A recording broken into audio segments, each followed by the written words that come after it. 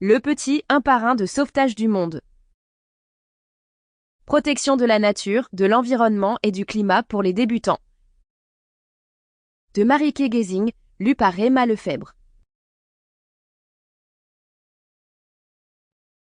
Ce qui vous attend dans ce livre. Notre monde est en pleine mutation, le climat change, des espèces qui ont longtemps existé sur notre planète disparaissent et les ressources se raréfient. Les gens commenceront à se rendre compte que le développement n'est pas toujours une bonne chose. Nous exploitons notre terre alors que nous devrions en prendre soin, car nous n'en avons qu'une. Lentement, cependant, un changement de mentalité s'opère. Les gens essaient de revenir sur les erreurs du passé. On essaye de réduire les émissions de CO2, de préserver les ressources de la terre et de prendre davantage soin de la nature. Mais une fois que l'on s'est habitué à un certain niveau de vie, il est difficile de l'abandonner ou de changer ses habitudes. Ce livre aborde les principaux problèmes de notre planète, discute de sujets tels que le changement climatique, l'exploitation agricole, la transition énergétique et l'extinction des espèces, et donne des conseils et des astuces sur la manière dont chacun peut contribuer à faire quelque chose de bien pour la nature et l'environnement.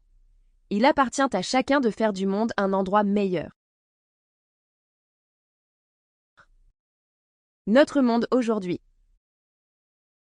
Aujourd'hui, la planète Terre n'a jamais compté autant d'habitants. Au cours des 10 dernières années, près d'1 milliard de personnes supplémentaires sont venues s'ajouter à la population mondiale, si bien que nous allons bientôt atteindre le seuil des 8 milliards.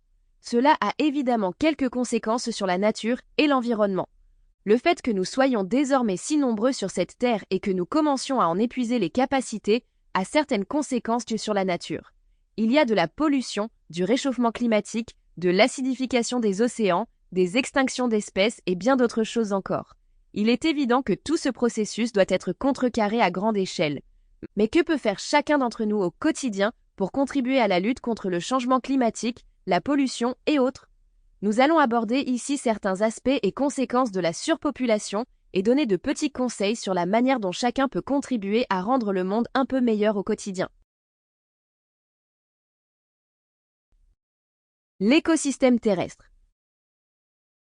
C'est surtout ces dernières années, et surtout avec l'avancée de la science, que l'on se rend compte que tous les processus de la Terre sont liés, interdépendants, voire interconnectés. L'espace vital de la Terre n'est que la fine couche qui entoure la motte de terre, des fosses océaniques jusqu'au sommet des montagnes et aux airs. Ces habitats très différents sont influencés par différents facteurs et processus, mais ils sont tous liés d'une manière ou d'une autre. Le cycle de l'eau, la tectonique des plaques, la composition de l'atmosphère et les cycles de la matière qui y sont liés. Sample complete. Ready to continue?